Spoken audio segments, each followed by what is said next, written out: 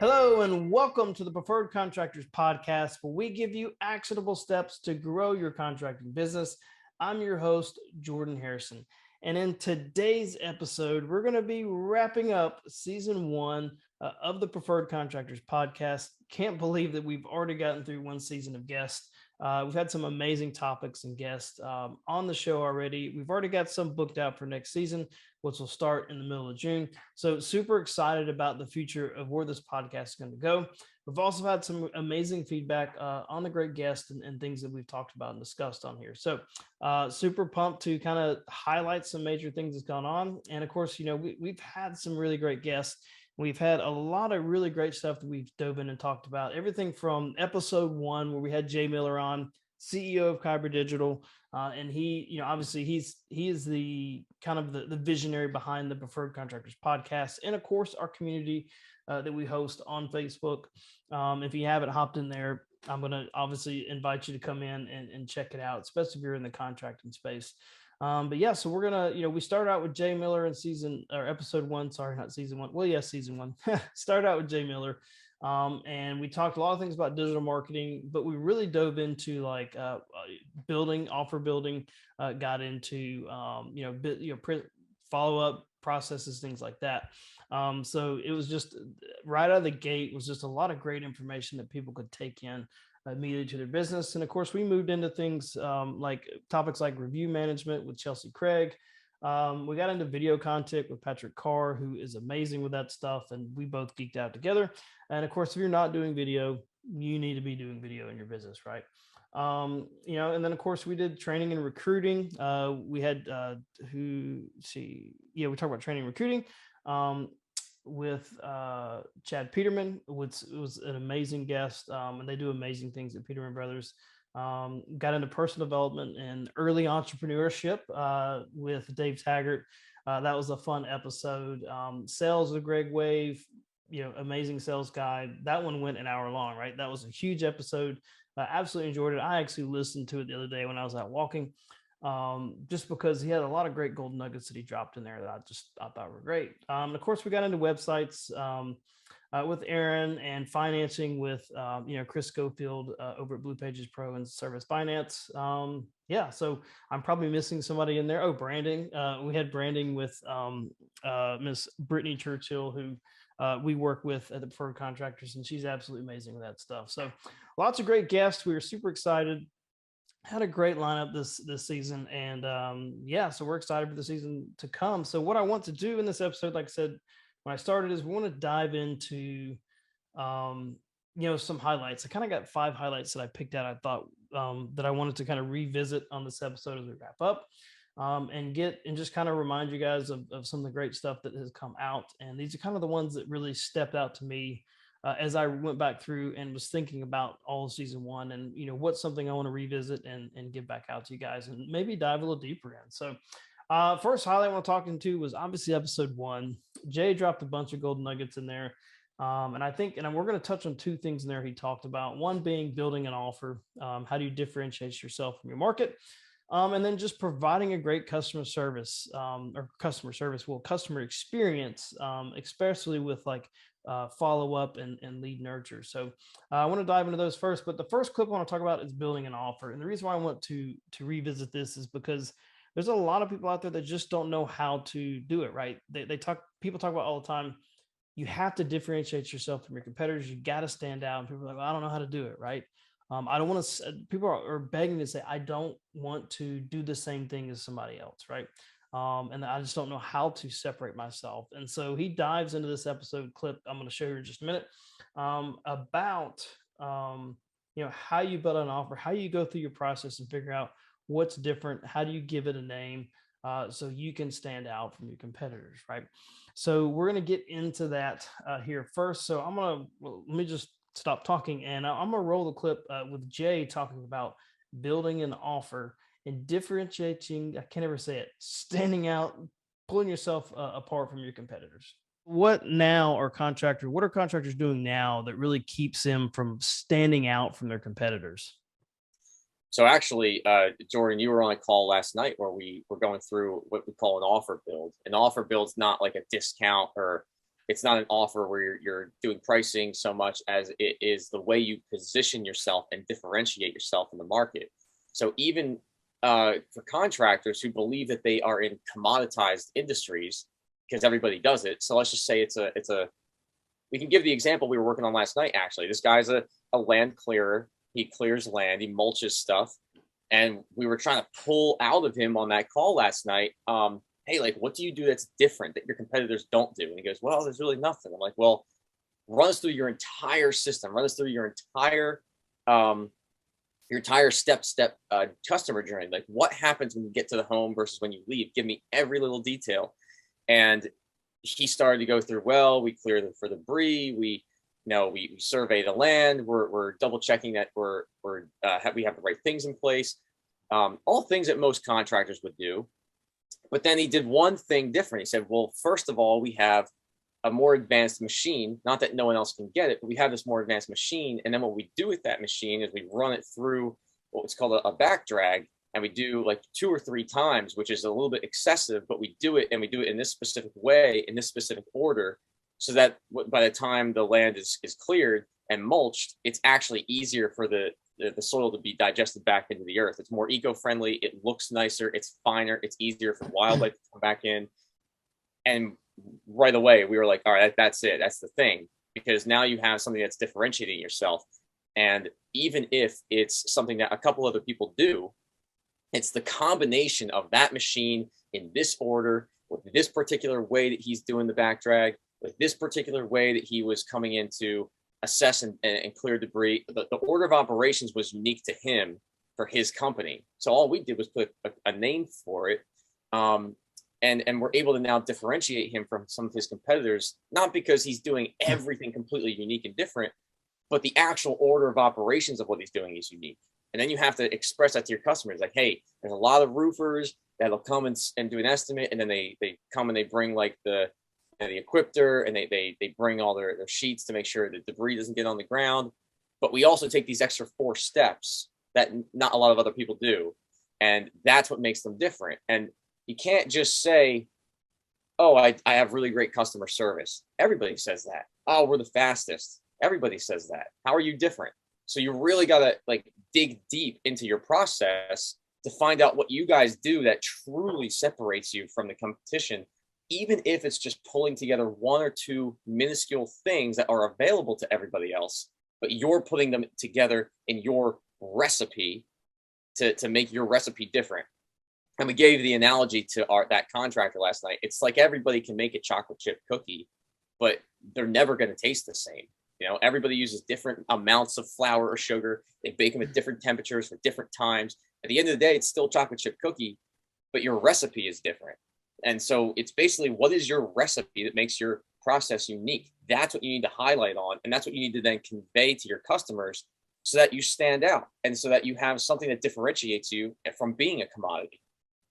Well, and like you said last night, we were referring to the Mad Men TV show. You know, that's your big time marketing show back in the days, like the cigarette company. Like we now have sun dried tobacco cigarettes, whereas no, it is a mechanism everybody's doing, but nobody's talking about. So highlighting that one thing that nobody's talking about in their business that may be the same, and then doing it. Well, the other example was it the beer company, right? Was it Sam Adams? Yeah, they do like double distilled bottles. And the guy that was doing the marketing campaign was walking through the facility. He's like, what's happening over there? He goes, oh, we're just distilling the bottles. He goes, why does it go through twice? He goes, well, everybody puts it through twice. And he goes, huh, but nobody really talks about that. And he goes, no. And he's like, okay, well, we're going to say our bottles are double distilled, you know? And it's kind of like the same thing that happened with Mad Men on the Lucky Strikes example, where they said, well, everybody sun dries their tobacco. He goes, but nobody's talking about it. So now we're Lucky Strikes sun dried tobacco, because now it just seems like you're doing something different. Even if you're not, you're separating yourself because of the copy, because of the messaging. And that particular way of doing it is called the unspoken mechanism. That's something that everybody does, but no one talks about, that customers are not as familiar with. And when you highlight it, they think that you're doing something different, even though you're not. It's not like you're being unethical or lying. You're just highlighting a part of your process that no one else talks about. So if you're the first to the market to do that, congratulations. You've now exceeded in marketing. So some really great examples in that clip that you can definitely take away and build out in yourself. And if you're actually in our preferred contractors group or community on Facebook, you can search, you can go on Facebook and search out preferred contractors underneath groups, and you'll find us. We're usually the pretty much the first one that pops up. But in there, there's a guide called a prospect examination. It's actually in there. And it's same steps that he talks about in this clip here are actually in that guide and how you walk through it. So check it out. It's a free guide. You can download it and you can build out an offer for yourself. So the next clip we're going to get into is talking about providing a great customer experience, because no matter how good you are at your job, no matter how good you can put on the roof or install the HVAC unit or paint somebody's house, no matter the quality of the work, if you make people feel uncomfortable or feel deceived in any way, and you're not transparent and you're not, you don't provide a great customer experience, it's going to put a bad taste in your mouth. It doesn't matter how good you do the job, right? So I want you to, we're gonna roll this clip here. Jay talks about providing great customer experience, especially when we get into, following up and lead nurture and stuff like that. So let's roll this clip here with Jay talking about providing a great customer experience. This is the one thing that contractors are doing wrong that's really costing them clients because of their system and processes. Like, what's one thing they could fix in their system and processes? Follow up and nurture, which we were kind of talking about in that first question, but let's just put it two examples on the table. You have one contractor that they get a call to the office and they go, okay, I'm going to put you into the appointment. And we're going to come to your home. We're going to do an estimate. We'll be there tomorrow at 10 o'clock. They show up the next day at 10 o'clock. Sometimes that homeowner forgets. Sometimes that homeowner is not even there. Sometimes that homeowner really was not qualified to be there in the first place. Now let's give you a second example. Now, you have a homeowner that calls the office and they go, hey, we're going to be there tomorrow at 10 o'clock. They go, great. So now they schedule an appointment. Now they get an email to their email that says, hey, you're scheduled. They get a text that says, hey, you're scheduled. And then the next day before that event, 2 hours before, they're getting an email saying, hey, like, we're coming to your home in 2 hours.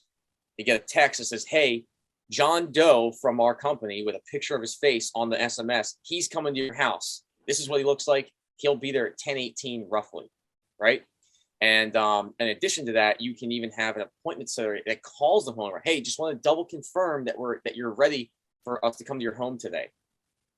Just reconfirming that no one's wasting time. Now, those are just two quick examples of customer experiences, but which one do you think delivers a better customer experience? And 3/4 of that can be done with automation. You don't have to hire another person. You can, yes, absolutely have your front of house or front desk person reconfirm an appointment, but just having the automations in place that aren't, like I said, it's not just reminders. Something House Call Pro that does that I like a lot is what I just mentioned, is that they will message that when the tech says I'm on my way to the job, they sign in, they tap it, they say I'm on my way in the truck. The text message goes to the customer and says, hey, John Doe is coming to your home. This is what he looks like. This is where he's coming from. He'll be out in, probably 20 minutes, and having that information delivers an amazing customer experience. You look so much more professional before you even get to the home. So it's just a matter of having the right automations and systems in place that make the customer feel like they're getting taken care of. And there it is, man. Like, so setting those expectations, making sure you're providing great customer experience across, lead nurturing, following up, even through the sales process, as well as the client journey from the sale to the performing the job, all the way through to completing the job, asking review, all that stuff factors in and making sure you're providing a great customer experience along the way. So I thought those are two super important facts and clips that we had from season one, and they both came in Jay's episode. So, and of course we'll have Jay on again. Usually we'll have him on every season.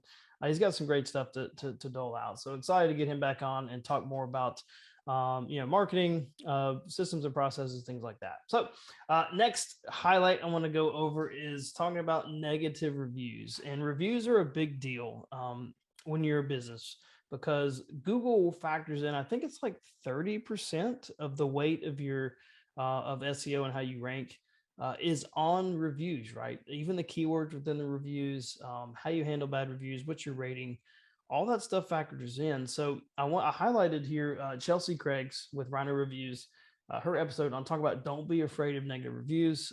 Really responding to them quickly. Make sure you respond in the right way, and just make sure you're following up. And then just make sure you're following up and responding to every review, especially the ones that are positive. So let's review back or jump back into this clip with Chelsea Craig talking about not being afraid of negative reviews. So why should people not be afraid of getting negative reviews on the Google My Business? Yeah, and this is a really great one that we spend a lot of time kind of educating people on. Google has actually done quite a few studies, and I don't have the exact statistics memorized, but they essentially looked at about 500,000 small businesses with each range of a review rating. And what they found was that between that 4.5 and 4.8 was actually a higher gross in revenue business when compared to similar industries with that perfect 5.0. The caveat being there was a floor on the amount of reviews. So obviously, if you only have 2 reviews and they're a 4 or 5 versus 2, I think it was like 20 or 30 reviews is where that metric came into play. And the reason for that is customers are smart nowadays. You know, we review everything, whether you're buying something on Amazon or looking for a supplier on Google or going to Yelp for a restaurant. And we have been taught that like people on the internet are also ruthless. Yeah. So if you have 30 reviews with perfect 5 stars, especially in the construction space, that's a red flag for me, because I'm going, there's no way, you know, you haven't, not that you haven't messed up, but that someone's just not pissed off for some reason. It's human nature. People like to complain. So getting, you know, 1 or 2 negative reviews can actually add credibility to those positive 4 and 5 star ones. So they shouldn't be feared. Now, I will say, as long as they're properly managed. What do I mean by that? When you get that negative review, you need to respond to it, because people are looking for those reviews. Yeah, I'm reading what that person says, but I'm more trying to put myself in those shoes. Like contractor, for example, if you left trash all at my house and I go and leave a review saying like, hey, they did a great job, but they left trash at the end and like my place is a mess. If I'm reading that review and I see the business responded saying, we're so sorry about that, you know, we're contacting you to send someone out, I'm putting myself in that person's shoes, and I just want to know how that business is going to handle it. So it's your opportunity to show how you would, you know, resolve that situation and win future clients. So such great stuff in there, talking about negative reviews. And once again, this kind of goes back to the customer experience thing. Customer experience doesn't stop where it doesn't stop when you finish the job, right? It's even through the review, because you want people to continue to refer you. So you want to make sure that even if somebody has a bad experience at some point in time, you messed up, you ticked somebody off, said something the wrong day, had a bad day, you want to respond and make sure that you're responding to those reviews the right way, and you're taking care of those customers so they'll continue to refer you out to other people. So I thought that was important to reshare. Of course, go back, watch the episode. A lot of great stuff that Chelsea talked about in there. Fourth highlight I want to talk about is getting into video content with Patrick Carr. I love the episode because I'm a video content geek.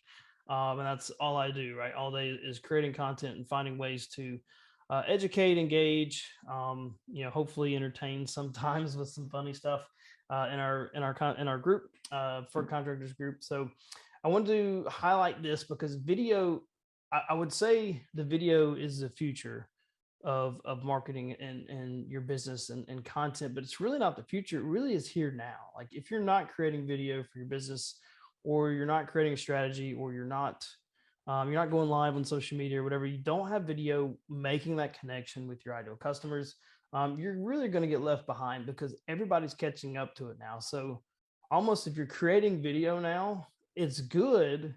It's going to help you differentiate yourself from a lot of people. But if you want to go up to the next level and start cornering your market, you got to start getting entertaining with it. You got to start getting engaging with it. You got to start pushing more content out. And so it's very important. So for those who haven't even started with video, I brought up this clip here from Patrick Carr.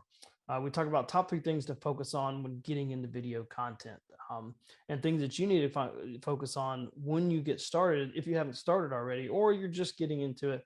I think are very important to talk about. So let's roll that clip from Patrick Carr. Let's go over, if people are starting their video content journey in their business, what are kind of like the top 3 things they need to focus on first as they get started? Yeah, top 3 things to focus on. Or one. Number one, so I think number 1 is consistency. I see a lot of people that will create one video, and it's tough. It's not easy. They try it a few different times. They're not happy with it. They put it out, they take it down, they do a write-up, they're not sure. It's tough.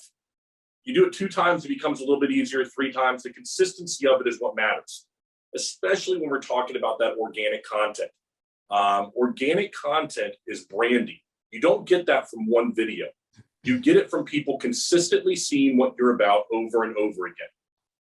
The next thing I would tell people is that individuals who want to buy your product are dying to be your fan, not your customer.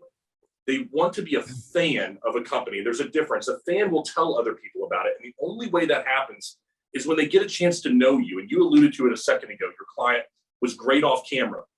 Wow, like this. People want to see that authenticity. They love it. And I think people get in their mind that I've got to be this professional lawyer, doctor, mortgage broker, whatever it is. Instead, people just want to see that you're human and you make mistakes and you stutter over words and you say things wrong. I mean, there's some real humility in that I think everybody can identify with. So that would be number 2 for me. And then number 3 is I think you've got to be honest with yourself about your insecurities. And I don't think enough people are. I don't think they give credence to how difficult video is. And they bypass it and think, it's just video. I'm okay. No, tell yourself, you know what? I am insecure. I am scared of this. Give it its due. And if you do that, I think it becomes a lot easier to go, okay, this isn't easy, but I'm working through it. And give yourself some damn credit when you do, because it's not easy to do consistently. So if people can do those 3 things, I think they're on a better path. So that's 3 things you really need to focus on. Obviously, when you're getting started with video content, really, obviously, consistency being key. And if you set that expectation to being consistent, make it in bigger intervals. Like, hey, I'm going to post 1 video a week, or 1 every 2 weeks. And as you get better at it, you get faster at it. You can batch your content and create more videos. Do that. And the consistency is hard, right? I struggle with that as a video content creator. In our Preferred Contractors group, on my own page, but we batch it out and we plan ahead and we stay on top of it. So we're not ever, even if we're behind, we're still ahead, right? We're not trying to play catch up. So batching your content, really planning it out and making sure it's consistent. Huge, big part of your business. Of course, second thing he talked about in there, creating fans, right? You want to be entertaining, you want to engage people, you want people to be a fan of your business. Not necessarily be a fan of your product or service, but a fan of you. Like, hey, I really like these people, so I'm going to refer you over to these people because I've got a good relationship with them. Y'all should have that same relationship, right? So creating fans, and of course, acknowledging video is hard. Acknowledging having a conversation with a camera that's speaking to somebody in an audience where thousands of people could view it at any time. Is hard, and just taking ownership that it's difficult, and it brings to light insecurities you may have hopping on video. I still have them now. There's days that, man, I'm like, I don't want to shoot video. I don't even know if I'm saying is reaching anybody or if anybody's paying attention or listening. But because I'm consistent, I know at some point in time, my video that speaks now may not catch somebody at that moment, but it may catch them 3 weeks down the road, or they may scroll back later and see some of my content that's out and go, oh, that's helpful, right? And or that's affecting me, or that's impacting me, or man, I really appreciate that. I know it's there, right? So consistency matched with creating an audience that likes you, as well as then of course acknowledging it's difficult, and you got to go to those insecurities and be okay with not being perfect, because not everybody is on social media, and the ones that are, they create the perfect videos, the perfect everything, are usually hiding behind something else. So keep that in mind. I think it's great. If you're not doing video for your business, you should be. And that's why I wanted to mention Patrick Carr's clip there. And we're going to wrap up. Last highlight I want to talk about is actually with Chris Schofield, and it's with offering financing. Now, I know there's a lot of contractors out there like, nope, not doing it, not doing financing. Too many, I just don't understand it, or, my customers pay cash. Whatever the excuses may be, if you're not offering financing, because that's a thing now. You can finance we talk about in the clip on Morel here, talk about financing like a $40 product on Amazon. You can finance anything, right? I think I think he mentions too, you can finance a toothbrush. Like that's crazy stuff, but we're just kind of conditioned to it. And we'll talk more about it when I roll the clip, but I think it's important because I think offering financing, it's not I won't say it's a must, but if you want to grow, and you want to scale your business and you want to get it to a level that's, that you wanted when you first started out, right? When you started your company, you're going to need to offer financing, financing, for bigger projects. So, I think it's important. So we're going to roll this clip of Chris talking about, financing or offering financing, why it's important, for your customers. No, we're just conditioned. And I mean, Jordan, I think that's a really good question. We're now conditioned that it's okay to make payments on things. And that's really when the contractors call me and say, hey, Chris, all my customers pay cash. Bullshit. No, they don't. You just haven't asked.